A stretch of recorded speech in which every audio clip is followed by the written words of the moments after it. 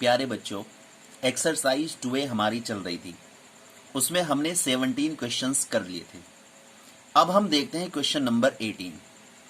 Question number 18 में कहा है कि आप क्वाड्रेटिक पॉलिनोमियल ज्ञात करो यदि सम ऑफ जीरोस दिया हो और प्रोडक्ट ऑफ जीरोस दिया हो। देखो, यदि किसी पॉलिनोमियल के जीरोज का सम दिया है और जीरोज का प्रोडक्ट दिया है तो आपको क्वाड्रेटिक पॉलिनोमियल ज्ञात करना है। यहां पर जीरोज का सम 7 है और प्रोडक्ट ऑफ जीरोज -60 है। उसके बाद कहा है कि verify the relation between zeros and coefficient.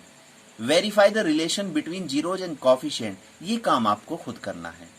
देखिए किस प्रकार से हम पॉलिनोमियल बनाते हैं। रिक्वायर्ड पॉलिनोमियल हमें मालूम है, अगर सम ऑफ जीरोज और प्रोडक्ट ऑफ जीरोज दिया है तो हम किस प्रकार से पॉलिनोमियल बनाते हैं। px बराबर, उसका तरीका यह है कि यहां पर हमें कांस्टेंट लेते हैं और कांस्टेंट भी ऐसा जो जीरो के बराबर नहीं है, k does not equal to 0।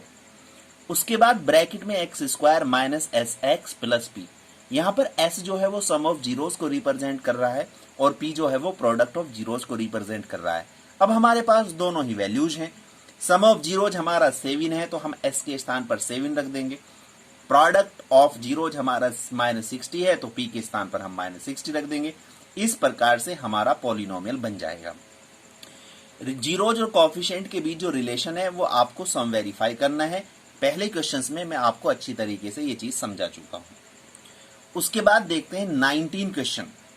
देखिए 19 क्वेश्चन में कहा है कि एक पॉलिनोमियल है 3x square plus 5x plus के और उसके जीरोज का जो प्रोडक्ट है वो 6 है। आपको k की वैल्यू ज्ञात करनी है। वेरी इजी, बहुत आसान है। किस तरीके से करना है, देखिए आप जानते हैं, मैं आपको बता चुका हूं कि प्रोडक्ट ऑफ जीरोज बराबर होता है constant term over minus coefficient of x square. अब यहां पर कांस्टेंट टर्म है k और एक्स स्क्वायर का कोएफिशिएंट जो है वो 3 है, तो आप इस फॉर्मूले में ये वैल्यूज पुट कर दीजिएगा और प्रोडक्ट ऑफ जीरोज 6 है तो 6 is equal to k over -3 और यहां से k की वैल्यू -18 आ जाएगी। इस प्रकार से हम k की वैल्यूज निकाल लेते हैं।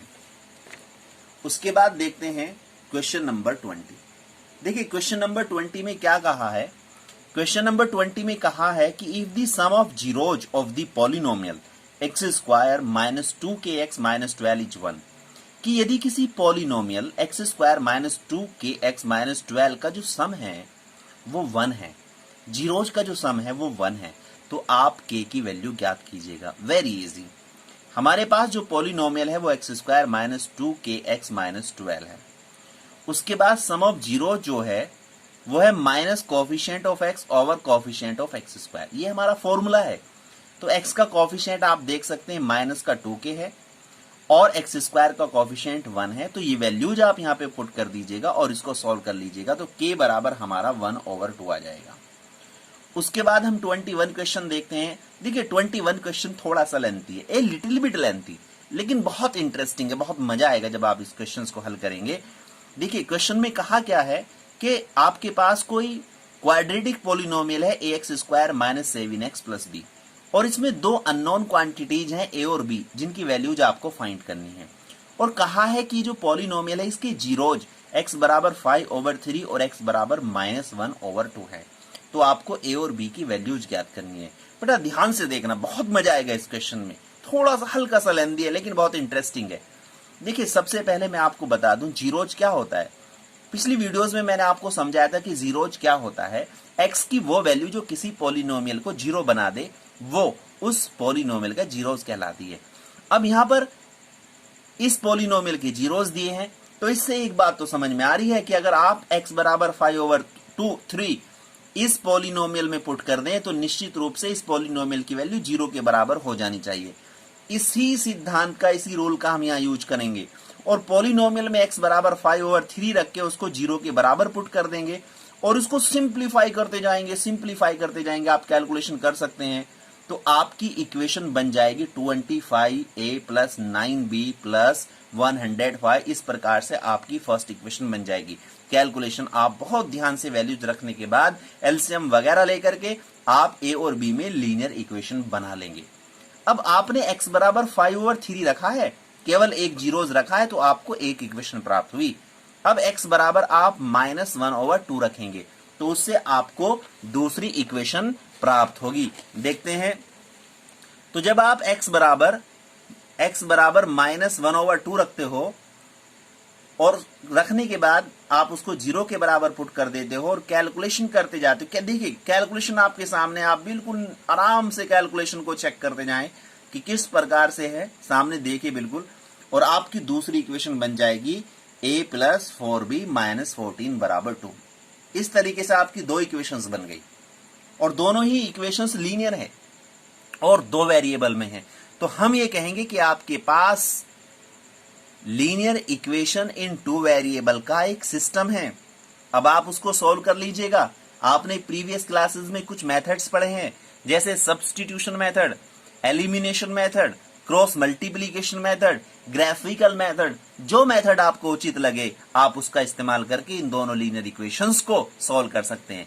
देखिए यहां पर मैंने इनको एलिमिनेशन मेथड से सॉल्व किया है और उसके लिए मैंने एक काम करा है, सेकंड इक्वेशन में मैंने 25 का मल्टीप्लाई कर दिया है। और ऐसा इसलिए क्या है ताकि a के कोफिशिएंट समान हो जाएं। तो जब सेकंड इक्वेशन में 25 का मल्टीप्लाई किया है तो इक्वेशन का रूप कुछ इस प्रकार से हो गया, 25a + 100b = -350। अब फर्स्ट और थर्ड इक्वेशन को हम सॉल्व करेंगे, इन दोनों को पास में लिखेंगे। पास में लिखने के बाद हम इनको सब्ट्रैक्ट करेंगे। सब्ट्रैक्ट करने पर नीचे की लाइन के साइन चेंज हो जाते हैं, 25a से 25a कैंसिल हो जाएगा और 9b - 100b - के 91b = 405 और b बराबर -5 आ जाएंगे। इस प्रकार से b की वैल्यू हमें प्राप्त हो जाएगी। एक अज्ञात राशि की वैल्यू हमें मिल गई। फिर हम क्या करेंगे, फिर हम b की इस वैल्यू को -b को किसी भी इक्वेशन में पुट कर देंगे। हमने इक्वेशन 2 में पुट कर दिया a + 4b - 14 में, तो b के स्थान पे हमने -5 रखा और 5 रखने के बाद a - 20 = -14। इक्वेशन बन गई हमारी लीनियर इन वन वेरिएबल। इसको हम सॉल्व करते गए, a = -14 + 20, तो a बराबर हमारा 6 आ गया, b बराबर हमारा 5 आ गया। इस प्रकार से हमने a और b की वैल्यू भी निकाल ली। तो ये थोड़ा सा क्वेश्चन थोड़ा सा लिटिल बिट लेंथी था, इंटरेस्टिंग था। इसमें दो इक्वेशंस बनी, दोनों को हमने एलिमिनेशन मेथड से सॉल्व कर लिया। उसके बाद हमने a और b की वैल्यूज निकाल ली।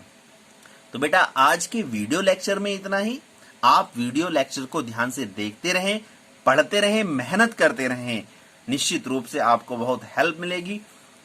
अगर आपको कोई समस्या है तो आप जो है पर्सनल व्हाट्सएप नंबर पर जो है अपनी समस्या को अवगत भी कराइए हमें। आज के वीडियो लेक्चर में इतना ही। धन्यवाद।